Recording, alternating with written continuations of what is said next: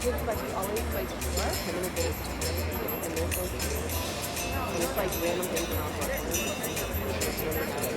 We had a really nice picture like he doesn't have an iPhone or dark mode, so he didn't know that but I find up to him about it.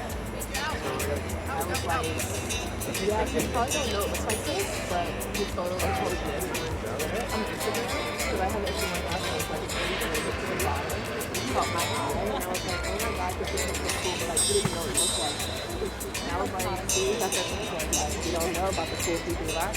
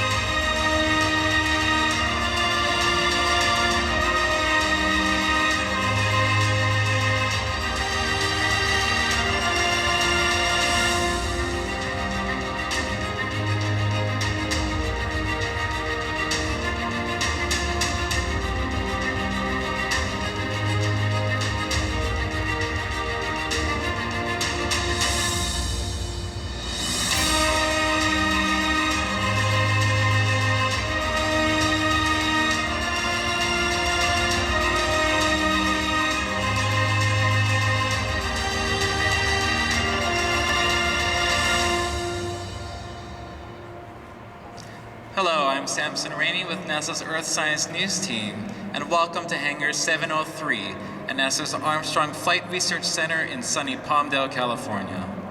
You know, in its time, NASA has accomplished really big things, such as sending humans to the moon, putting rovers on Mars, and looking out into the deep recesses of the universe. But there's another big accomplishment that hits really close to home, and that's NASA's fleet of Earth-orbiting satellites. For decades, scientists have used these satellites as their eyes to observe how our planet is changing, from weather and climate across the globe, to fires, our oceans, forests, agriculture, even the air that we breathe. But sometimes we need to take a closer look to get a better understanding of how our planet's working, and that is the purpose of NASA's Earth Science field campaigns. Under NASA support, scientists get up close and personal with their subject matter, making observations and gathering measurements in order to unlock new understanding of how our world works. Today, we are giving you a taste of 5 new airborne campaigns headed into the field this year with NASA aircraft in tow. Competitively selected, these multi-year funded campaigns, called Earth Venture Suborbital Missions, were chosen for their potential to not only better understand the current state of our world, but also to predict change. And this year's class is all-American. That's right, all the campaigns are based out of the continental United States. So without further ado, let's preview those 5 campaigns. Starting from the West Coast. Out of NASA Ames in Silicon Valley, the Submesoscale Ocean Dynamics Experiment, or SMODE, is deploying airplanes, a ship, and a fleet of autonomous platforms 200 miles off the coast of San Francisco to study how swirling currents of water called eddies play a role in the exchange of heat between ocean and atmosphere. From Salina, Kansas, Dynamics and Chemistry of the Summer Stratosphere, or DCOTS, will fly high with NASA's ER-2 aircraft to investigate how strong summertime storms that punch into the stratosphere change its chemistry, including ozone. Flying out of New Orleans and NASA's Johnson Space Center, NASA aircraft will join researchers on board for the Delta X mission to observe the interactions between water and sediment in the Mississippi River Delta to get a better handle on why some parts of the Delta are disappearing and others are not. From Langley's Research Center in Hampton, Virginia, NASA aircraft with the aerosol cloud meteorology interactions over the Western Atlantic experiment, or ACTIVATE, will maneuver in and around clouds to identify how tiny particles called aerosols interact with them and influence weather and climate. And lastly, as part of the investigation of microphysics and precipitation for Atlantic coast threatening snowstorms, or impacts, aircraft based out of NASA's Wallops Flight Facility on Virginia's eastern shore will fly head-on into snowstorms to investigate how the most intense snowfall is formed in order to improve observations from space and ultimately improve weather forecasts. And with winter upon us across much of the country, we think that impacts is probably the best place to start. And welcoming onto the stage is Lynn McMurray, who is the lead scientist for IMPACT. She's also an atmospheric scientist at the University of Washington. Thanks for joining us, Lynn.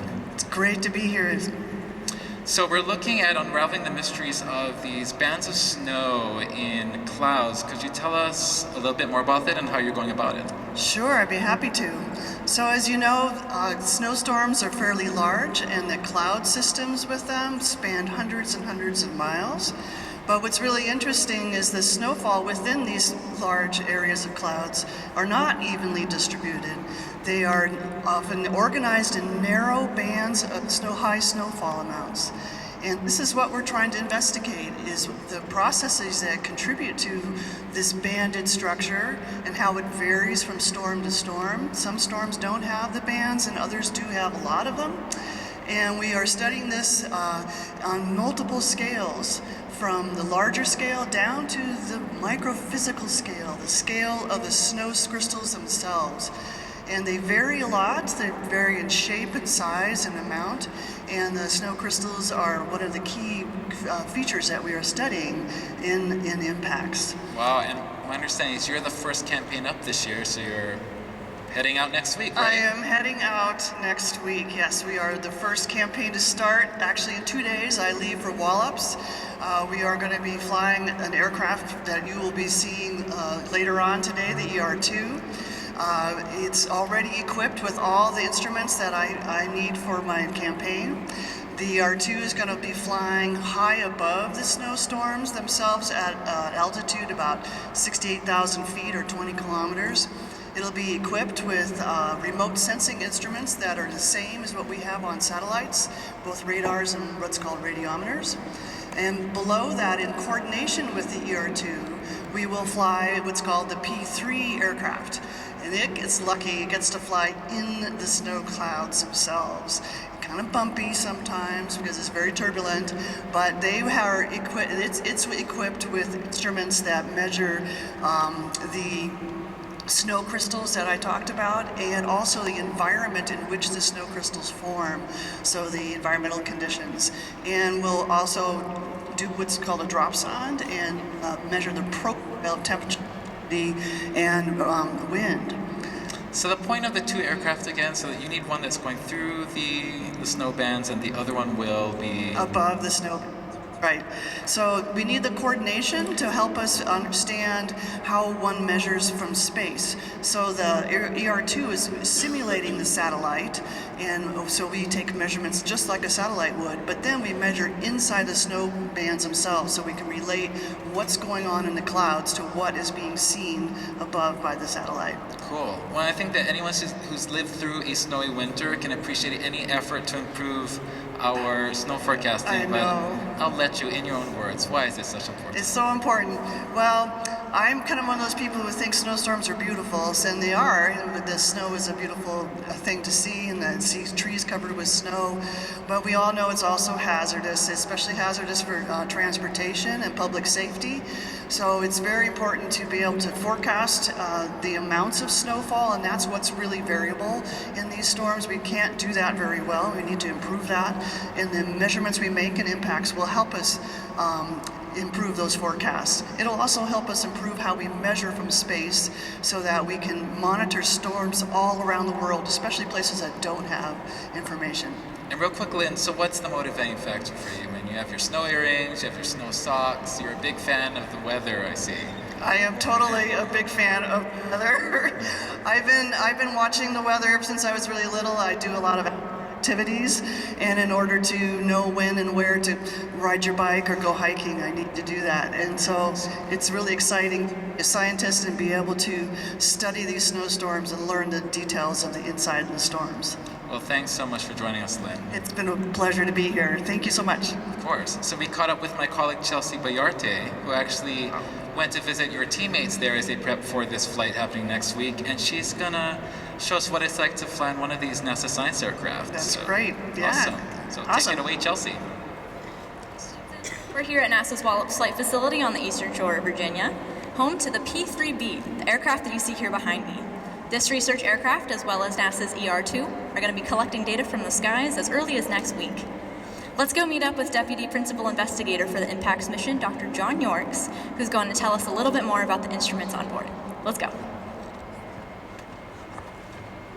Okay, so we're here inside the P-3 aircraft. I'm here with Dr. John Yorks. How are you doing today? Good. Hi, Lynn and everyone at NASA Armstrong. So this research aircraft is totally outfitted with a bunch of scientific gear. What do we have on board today? So IMPACTS uses cloud probes out on the wings of the P-3, and these cloud probes take high-resolution images of ice and snow particles. And we then use those images to determine the size, shape, and other properties of the particles. That data is then transmitted inside the airplane to computers, where scientists sit and monitor the data and the instruments. Another important instrument, if you follow us, is the dropson. Now, the dropson is a 12-inch tube, kind of similar to the tube in a paper towel roll, and it has sensors inside and a small parachute at the top. And we have an instrument back here, if you follow us, that actually acts a lot like a t-shirt cannon, and will shoot these dropsons out into the atmosphere, where they fall through the sky at about 25 miles an hour and measure temperature, humidity, and wind speed. And all this data is important for determining the structure of snow bands. So it seems to me like snowstorms are pretty difficult to predict. How will this data from the IMPACTS mission help us understand them more?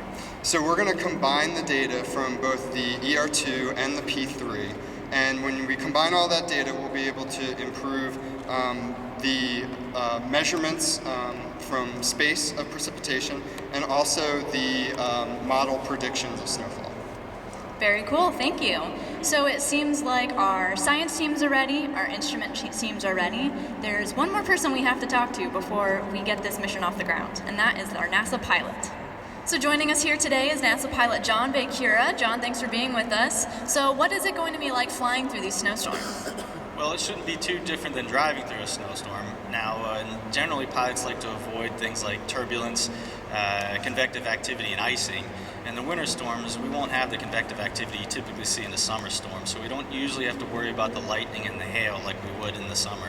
But there will be turbulence, there will be winds, and there will be icing conditions. The good news is the P-3 aircraft that we'll be flying has very robust anti-icing and de-icing systems. So our engines, and our wings, and our empennage will be protected. So we should be pretty good in most cases. So just keep an eye out and make sure we stay out of the worst areas. So it seems like flying conditions, while difficult, may be okay for the pilots. What about the passengers on board? How will it feel taking this flight compared to a commercial flight that folks at home may have taken during the holidays? It shouldn't be too different. There might be some areas that we're asked to fly in that are a little more turbulent than they would experience in a regular flight, but overall it should be in pretty good shape. Just a good seatbelt and not walking around when they shouldn't be in, they should be okay. Sounds good. So I have to ask, I'm curious, this is the coolest job in the world. How does one become a NASA pilot? It is a pretty cool job. In general, most people get their backgrounds from the military, and that's because we fly a lot of different aircrafts here at Wallops and some of the other centers, and we fly in conditions that most people avoid. So they're looking for people that have a lot of experience and can kind of handle a wide range of flight conditions, and you're usually going to find that in the military. Great, well thank you for joining us here today. From all of us here at Wallops, happy flying and best of luck during your mission. Samson, back to you. Great, thanks so much, Chelsea. So we're moving on from East Coast snowstorms to intense summertime storms that breach the stratosphere in the Midwest. Joining us right now is Ken Bowman, atmospheric scientist at Texas A&M, who's also lead scientist for DCOTS, or Dynamics and Chemistry of the Summer Stratosphere. Ken, thanks so much for joining us. Good morning, Samson. It's great to be here. So I think it's interesting that most people find it surprising that while most of our weather actually happens in the troposphere, every now and then we have these really strong storms that kind of breach the stratosphere, and we're not quite sure what's going on there. Do you want to talk about the background on that and how you plan on investigating? Sure. So, as you said, most of the Earth's weather happens in the lowest layer in the atmosphere, which is called the troposphere. And above that is the stratosphere, which is very stable and very dry, and it also contains the Earth's ozone layer, which protects the Earth from dangerous solar radiation from the sun. But some storms are actually intense enough that they overshoot the top of the troposphere into the lower stratosphere, and they carry water and pollutants and particles and things into the stratosphere. So I'm guessing you need specialized aircraft to get that high up, right, Ken? Yeah, so just like impacts, we're going to be using the NASA ER2 high altitude research aircraft. It's really a unique platform for making the kind of measurements that we need to do. And unlike impacts, which is using remote sensing instruments, for our project, the ER2 will be carrying 12 different instruments to measure atmospheric gases and particles and meteorological parameters. And the plan of the project is to fly the aircraft through the outflow from these storms in the lower stratosphere. So the big question is, why is this a pressing science question? So the stratosphere is actually quite important for the Earth's climate, and of course it contains the ozone layer, which is vulnerable to pollutants when they get up into the stratosphere. So we're going to be studying the summertime stratosphere. There are a lot of things we don't know about the composition and the radiation and the dynamics of the lower stratosphere. And the main goal is to make sure we understand how the stratosphere works now, so that as the climate changes and the composition of the atmosphere continues to change, we'll be able to predict and better understand how the stratosphere might change in the future. Cool. And so basically I know that a lot of campaigns, scientists have some sort of idea of what they expect to find. Is this a case where it's a real discovery mission? You're not sure exactly what's going to happen. This is very novel results coming forward. Yeah, this is the first mission that's really been designed specifically to look at these overshooting thunderstorms and what they put into the lower stratosphere. So we've seen glimpses of this on previous missions that happened to fly through the outflow from these storms, but we expect to be targeting these on almost a daily basis as they happen over the central U.S. Cool. So Ken, what drew you personally to this science? I mean, you could have picked anywhere in the atmosphere to study, but you're focused on this area. Why is that? So we're doing a lot of different things in DCOTS, ranging from chemistry to aerosol physics to small-scale dynamics to global-scale dynamics. But my personal interest in the project is really in atmospheric transport and mixing. And so if you've ever stirred cream into a coffee cup and you've looked at the beautiful patterns that you get as it mixes into the coffee, the same thing actually happens in the atmosphere, but at scales that are a million times larger. So these storms inject material, and I'm really interested in how that gets mixed and distributed all the way around the globe. Cool. Well, that sounds very interesting as well. Well, thank you so much, Ken. Sure, thanks. We're pretty lucky today because joining us in the hangar is one of our NASA pilots, Dean Gucci Miele, who's going to give us some insights into what it's like to fly in that rarefied space on the ER2. Dean, take it away. Good morning. Thanks everybody for coming out today. And as you just heard from a few of the principal investigators and the science teams on some of the campaigns that we have coming up at NASA, the aircraft you see behind me is the ER2. And that becomes the instrument of choice as far as a platform that can carry a large package of instruments from multiple teams that want to look down through the atmosphere from the top down. It's still the highest manned air-breathing aircraft in the world. There's 5 of us at NASA that fly this aircraft behind me. And what we're going to do to support this is take this up in a single-seat cockpit wearing this uniform, as you see, which I'll explain a little bit more why in a minute. But the idea is that we can take the package of instruments that are actually installed on the aircraft behind me up above nearly all of the Earth's atmosphere and look all the way down through it, studying what you just heard about with the DCOTS and impact science campaigns that we'll be looking forward to executing this in the coming months this year. In that environment, this is an inherently unstable aircraft, small cockpit, but we fly up so high that there's not enough pressure in the air to keep all the liquids in our body together. If we lose cabin pressurization, then all the liquids would boil, so hence the pilot has to wear this full pressure suit. So wearing a spacesuit up in that environment has its own set of challenges as well.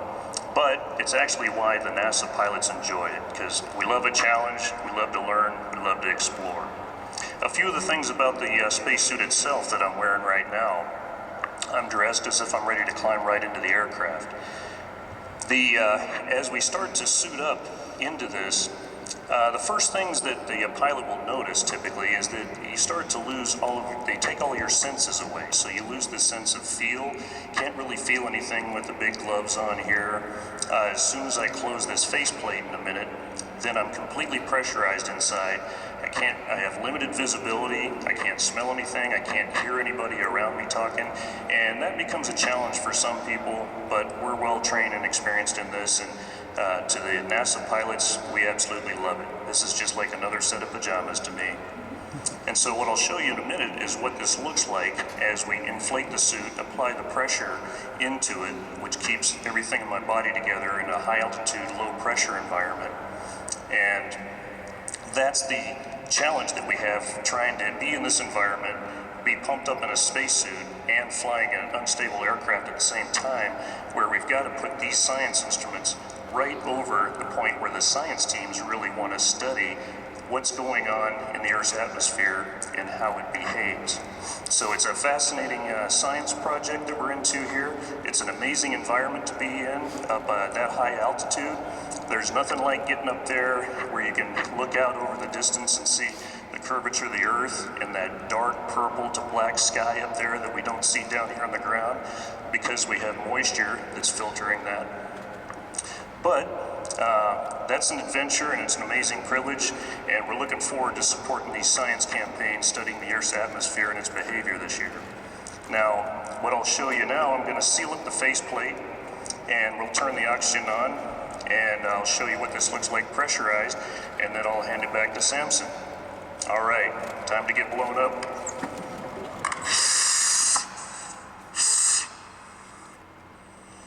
Okay, just like sitting down in the cockpit. We'll inflate the suit, and then I've got to fight against the suit to operate the aircraft.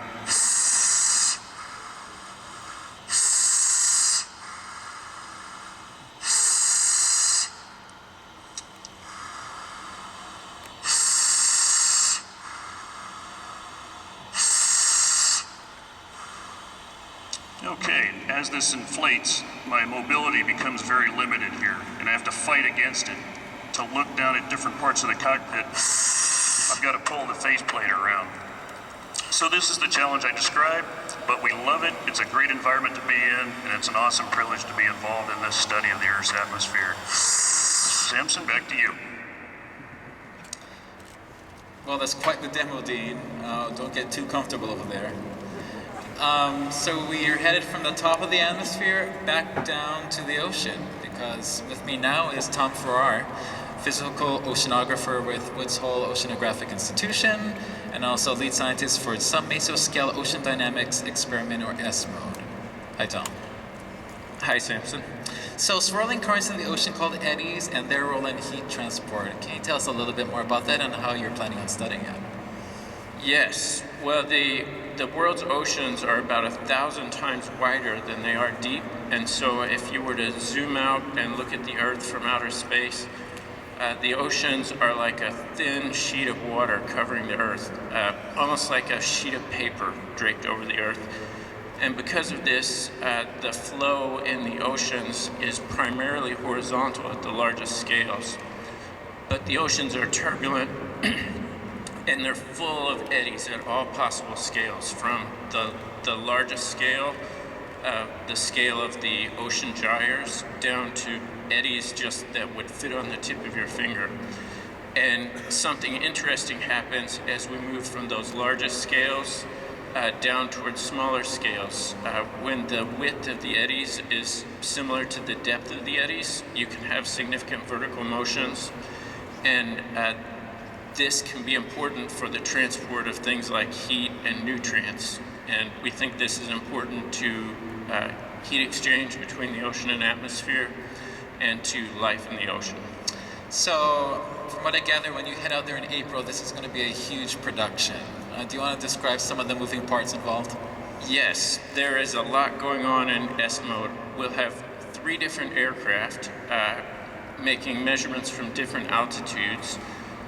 We need to measure a lot of things like the ocean currents, ocean chlorophyll, ocean temperature, and heat exchange between the ocean and atmosphere. So we'll have 3 aircraft, a NASA Gulfstream aircraft at high altitudes, a NASA King Air B200 at intermediate altitudes, and a Twin Otter aircraft at low altitudes.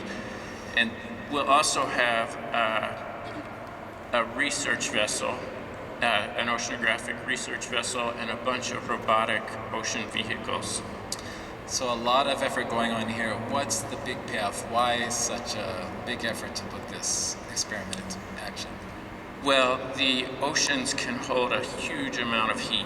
If you took just the upper meter of the oceans and cooled that 1 meter of water by 1 degree and put that heat in the atmosphere, it would be enough heat to heat the whole planetary atmosphere by 1 degree.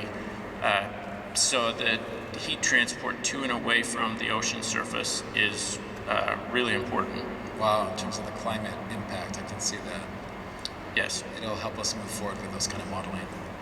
Great. So, yeah, on a personal note, why interested in physical oceanography? You know, people that study, dolphins, fishes. What interests you about the actual physical properties of the ocean? Well, I've always enjoyed learning how things work, and I studied physics in college, and that was when I learned that there was such a thing as ocean physics, and so I became a physical oceanographer, and it's been so fun and interesting. I've gotten to go on ocean voyages all over the world and to work with people from all over the world, so it's been really a great career. Wow, sounds like a lot of fun. Yeah. So we can't actually go to the ocean right now and see those instruments in action, but we can do the next best thing, because our colleague, your SMODE colleague, Laurent Greer, brought a wave glider autonomous platform into the hangar. So do you want to go check it out right now? Yeah, let's do. Awesome. So the wave glider is going to be on the RV Oceanus, right? Here we go. Yes, the research vessel Oceanus will go from Newport, Oregon to the region offshore of San Francisco, and it will take about 2 days for the ship to get there. Wow, and here's Laurent, who's actually going to be in the RV Oceanus, am I correct, Laurent? Awesome, and so you are kind of manning these wave gliders, right? So there's several of them, and you'll be they'll be under your care. Yeah, so I will be driving them around, trying to keep them together, so we can have an array and making measurements at the same time. So yeah, it looks like a very large surfboard with a lot of complex parts, and I imagine it cruising on the surface of the Pacific Ocean. Do you want to point out some of the measurements it's making? Yeah, sure. So we're gonna make measurement both in the air and in the water. So for example, this sensor is a weather station, so it's gonna measure the wind speed, wind direction, air temperature, humidity, atmospheric pressure, rain. Another cool instrument is this 3D sonic anemometer, which gonna measure the fine structure of the airflow above the waves. In the air, we also have a bunch of GPS, which give us the position of the wave glider, but also its motion. And from its motion, we are able to retrieve the main characteristic of the wave fields, such as the wave height or the period of the waves. And then we have an ensemble of instruments underneath in the water. So this instrument allows us to measure the temperature, the salinity of the water from the surface down to above 150 meters. And along that, we also have a current profiler, which measures the current speed and direction, pretty much from the surface down to about 100 meters. Wow, that's a lot of capability for one platform. So I'm looking at the top, and it almost looks like solar panels. I'm just begging the question of how this thing moves. And I see fins, I see other things on here. Yeah, so that's one of the cool things about the wave glider. It just uses the power or the energy of the wave as a mean of propulsion. So, and the solar panel are just to charge the battery that we use to power the instrument and the control and communication unit. And so, to give you the principle of operation is really simple. The float here stays at the surface, and the sub at the bottom, equipped with this fin, stays about 8 meters deep. And both of them moves up and down under the action of the waves. And with the help of these fins, this vertical motion is converted into horizontal motion, leading to the propulsion. Wow. And so this is controlled by remote control back from the ship? Yes, exactly, by satellite communication. So we know its position, its status, and the cool thing about it is that we do some real-time processing of our sensors, and we send them back to shore every 15 minutes an update. So we know the conditions they are facing, and we can adjust our operation of area and also our trajectory based on those conditions. Wow, that's pretty high tech. That's incredible. Tom, this is just one of many instruments that are going to be in use on this campaign in the ocean. What is the special niche about this wave glider? Well, the wave gliders and really the other robotic platforms that we'll have in the ocean will be giving us a view of the 3D structure of the ocean, and we're especially interested in the flow of water, so these will give us a 3D view of that water and how the eddies are swirling and the currents are coming together, leading to vertical motion in the ocean. Cool, well that is very interesting. And we're working in combination with the aircraft to get measurements above, below, so it's a very 4D look at what's going on in these eddies. That's right, the aircraft will give us a great spatial picture, but they're seeing just the surface of the ocean. Awesome, thanks so much, Tom. Well, good luck with the wave gliders and good luck with being on that ship. Thank you. Laurent, and Tom, good luck with the entire campaign. Thank you. All right. So next we're moving on with my colleague Joe Atkinson. He's actually at Langley, and he's talking with some of the team members for our next field campaign we're going to talk about. It's called the Activate mission. It's the aerosol cloud meteorology interactions over the Western Atlantic. Take it away, Joe. Hi, I'm Joe Atkinson, and I am at the hangar here at NASA's Langley Research Center in Hampton, Virginia, this historic facility where Gemini and Apollo astronauts train to do rendezvous docking maneuvers, and where we keep our fleet of research aircraft will be home base for Activate scientists and crew when they begin conducting research flights out over the nearby and super conveniently located Atlantic Ocean just next month. I'm joined today by Luke Ziemba. He is the instrument scientist here at Langley for Activate. Behind us, you can see the Falcon and King Air aircraft that they will be using. When I look back at the Falcon, it has all these crazy probes and sciencey looking things sticking out of the top of it. What are we looking at? What do these things do?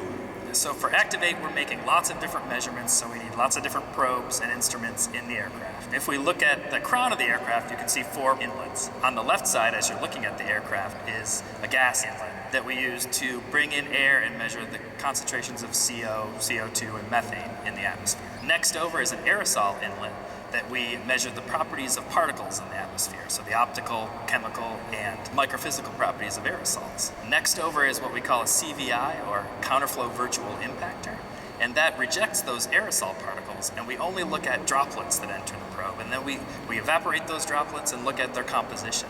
And then lastly, we have a cloud water collector, and that collects droplets inside the clouds, brings them into the aircraft through tubes, and then we collect water samples in vials that we take back to the laboratory and look at post-mission. We have some instruments on the wings here as well. Can you tell us what those do? The wing probes measure the cloud properties. On the right wing, we have what we call a cloud aerosol precipitation spectrometer, or CAPS, and that measures the size of the droplets and the number concentration of them. On the left wing is a similar probe that's operated by DLR, and that probe measures the number concentration and size of droplets, but over a different range of particle sizes. Oh wow, so we're getting onto the Falcon here, and man, I can see that it's pretty crowded, and you don't even have everything on here yet, right? So tell me a little bit about what it's going to be like. That's right, so we're currently integrating the Falcon, meaning we're putting our instruments on. We currently have 3 racks on the plane, and we're going to have 3 more sitting essentially right where we are on the plane. And you have to have people on the plane too. Right, so during flights we're going to have 2 pilots up front, but we're also going to have 2 scientific operators that will sit in front of racks and monitor instruments and keep them calibrated. And what does the Falcon do during this flight? So we're based out of Hampton, based here at home, but we're going to be flying out over the ocean. So we can do local flights out over the ocean, or we can go to Bermuda and back, or target different cloud environments. Our flights are about 4 hours in duration, and we fly from about 500 feet above the water surface up to about 5,000 feet. And we're porpoising between those altitudes constantly. While you're doing that, the King Air is going to be flying too. So talk to me a little bit about what the King Air is going to be doing. Right, so the uniqueness of Activate is that we have coordinated flights between 2 aircraft. So we're flying low, but the King Air is flying up at 9 kilometers, looking down on the scene with remote sensors. And especially with the new system, we have a drops-on system. You actually have a drops-on here in your hands. Can you kind of explain to us what we're looking at here? Sure. The drops-on has a parachute on one end, and it has sensors on the other.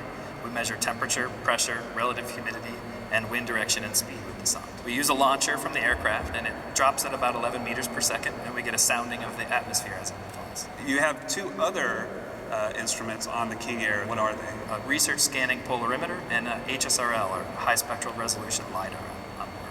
Those 2 instruments in conjunction allow us to retrieve the properties that we're measuring on the Falcon aircraft. We don't actually have them to show you here, but we are going to take you to the lab to see the HSRL. This is our instrument and how it's configured on the aircraft. This is a high spectral resolution LiDAR. So what we do is we send different colored pulses of laser light out into the atmosphere from the bottom half of the instrument.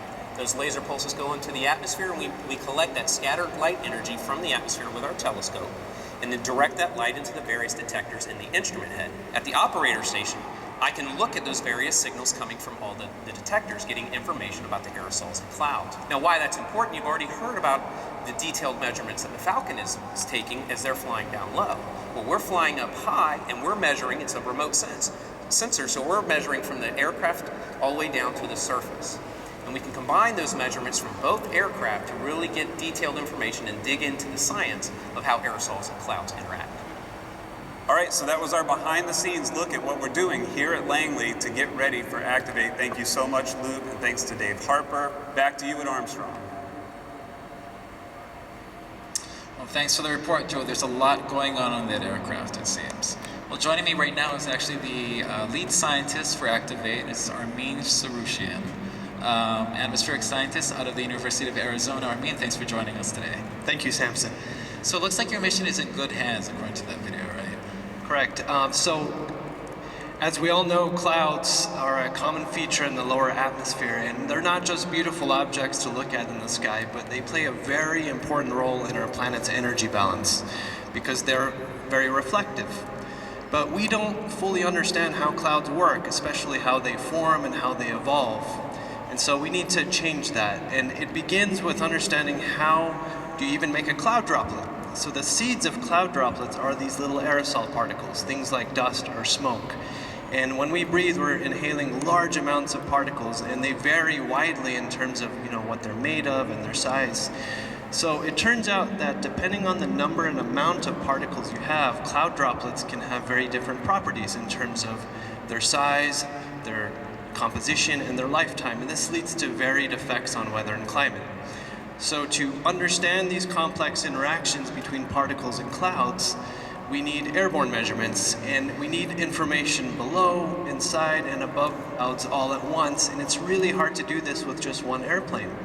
So Activate embraces this approach, as you just saw in the video, to use 2 planes that will fly in a coordinated fashion to get all the information we need at once. So we will do about 150 joint flights over the next 3 years over the western North Atlantic Ocean. So, I mean, what kinds of aerosols are we looking at in this particular campaign? What types of aerosols? Well, there's a wide range of different pollution sources that impact the western North Atlantic Ocean. That was one of the reasons we chose this region, because we need a wide diversity in terms of emission sources and weather types. So we have biogenic emissions from plants, from the ocean, we have sea salt, we have biomass burning, we have dust from Africa in certain times of the year, and we have urban emissions as well, coming off the east coast over the ocean. So, I know we've had a few campaigns that were looking at these similar processes. Aerosols and clouds, we've been off the coast of Africa, we've been in the maritime continent by the Philippines, and so it looks like we're having a growing compendium of these measurements. So what's the point of having all these different measurements taking place across the world? Yeah, so again, the science of aerosol-cloud interactions, what we are struggling with, the research community, is a general lack of statistics. There are so many factors influencing cloud properties that we just need more and more and more data in different regions that are, there's different types of particles, different types of weather, and so having data across the world, and what's very special about Activate is just the sheer amount of flights we're going to do is very, very large. We're going to get about 1,200 hours of flight data, which is kind of unprecedented. And so we need statistics. And so combining all these campaign data and using Activate, it's really going to help the international research community. It's incredible. So how did you get motivated to get into this kind of science? I mean, it's not something that people just stumble into, I'm assuming.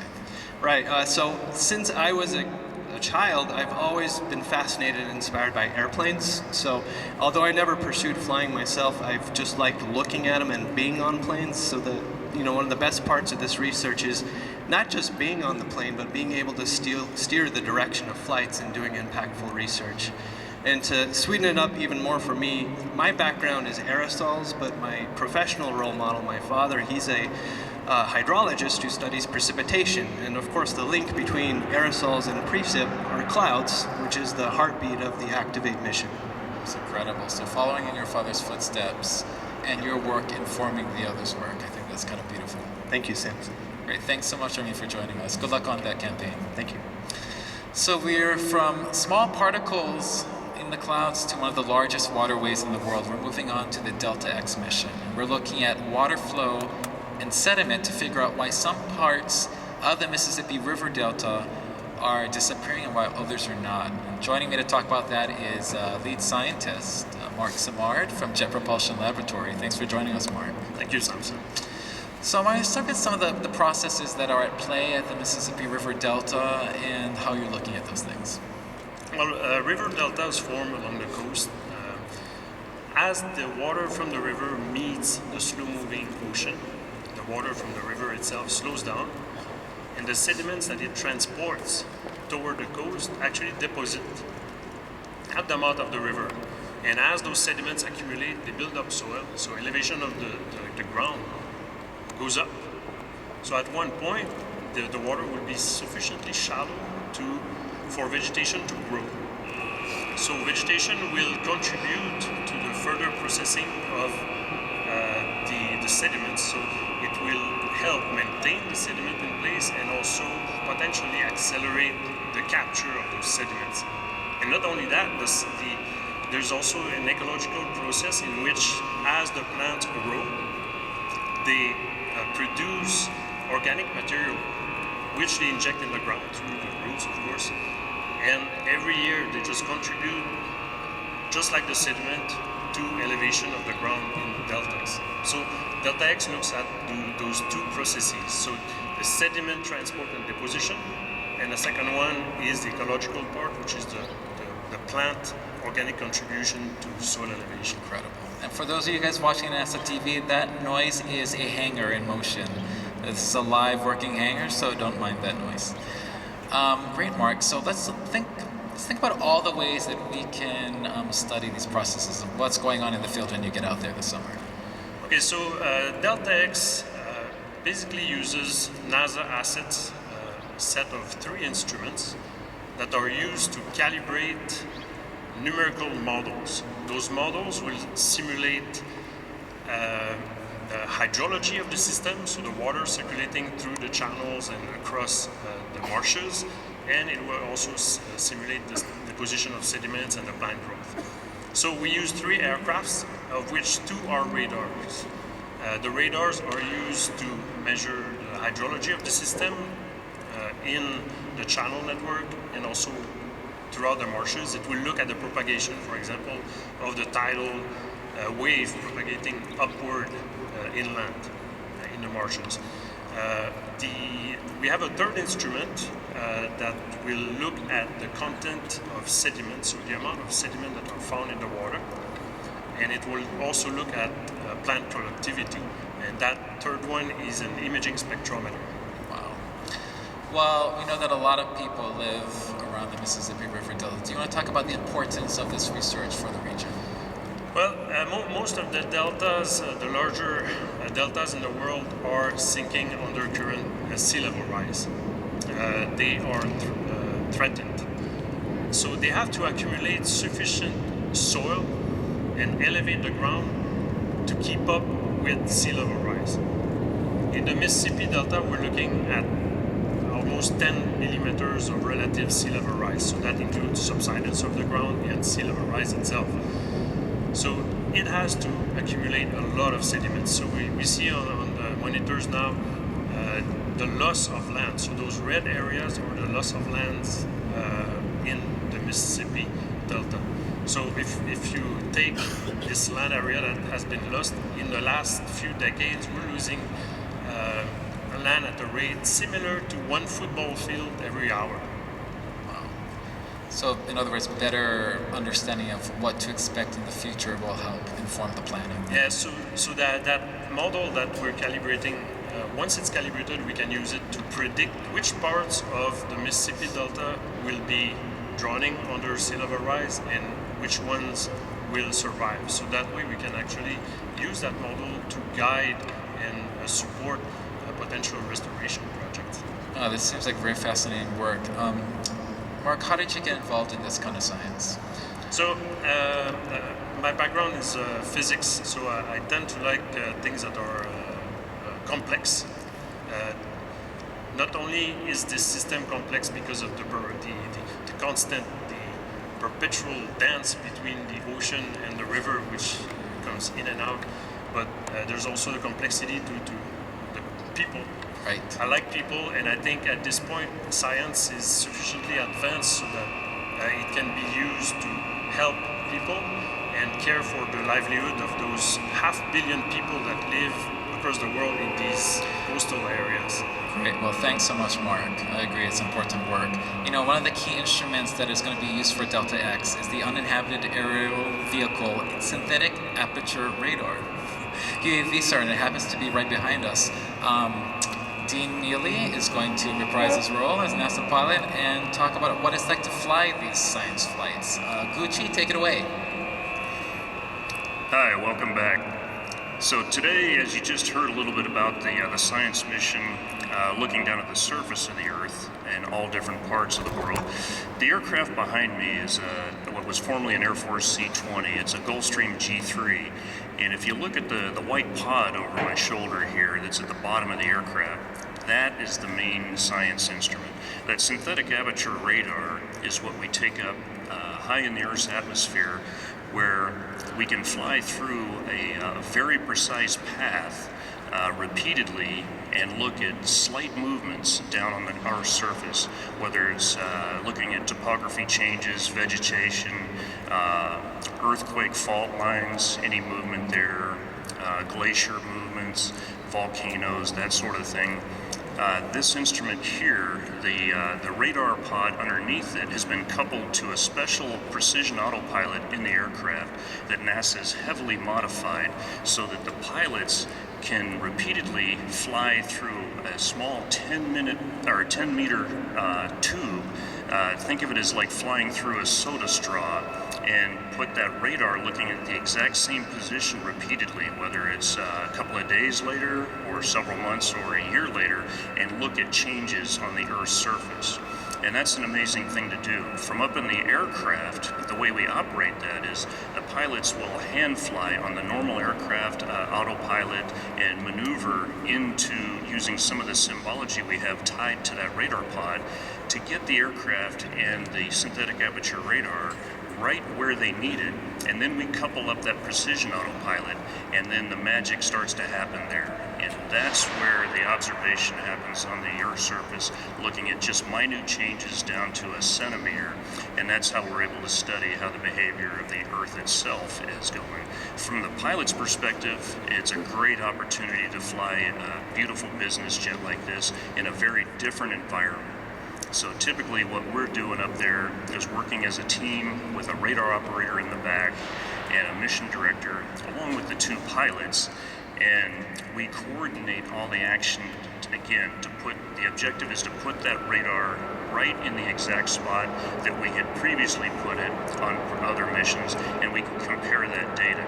It takes a lot of skill. It's very frantic in the last few seconds as we fly into the tube by hand and then couple up that autopilot, but it's very rewarding when you get to see some of the final product and see what comes out of this study, as you just heard a little bit about there. All right, it's a nice opportunity not to have to wear a spacesuit in this one as well. As you can see, I look a little bit more comfortable here, and I have all my senses back, and I can eat and drink and that sort of thing. So we enjoy flying this, as well as all the other platforms that you're going to hear about today that carry these amazing science instruments as we study the Earth's atmosphere. All right, Samson, back to you. Thanks so much, Gucci. Well, there you have it, folks. 5 campaigns spread out across the U.S. tackling a diverse set of science questions. But this is only the beginning. We want you to keep following us as we cover each of these campaigns throughout the year. We'll be posting blogs, photos, videos, we'll have Q&As. We'll be giving you as much of the action as we possibly can. Please follow us on nasa.gov/Earth Expeditions for all the latest, and also follow us on social media at NASA Earth and NASA Expeditions. Thanks so much, and see you next time.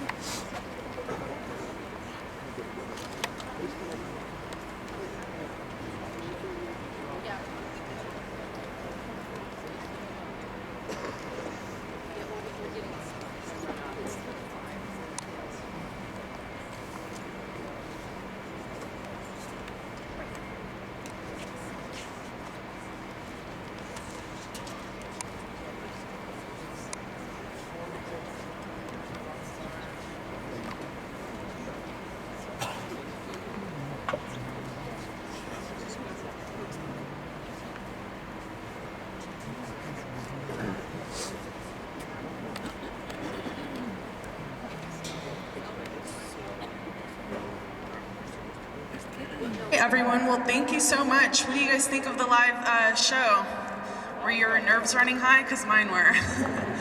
All right, so let's give a round of applause for our host Samson. He did a fabulous job. We're not live, we can clap now. Alrighty, so this is the part where we're going to host a Q&A. So I'm actually going to have all of our PIs and our guests that were on camera come on up. And then if you guys have questions, I have 2 mic runners on either side. And we are gonna ask the members of the media if they have any questions. We're gonna start off with you guys, and then we'll work our way around the room.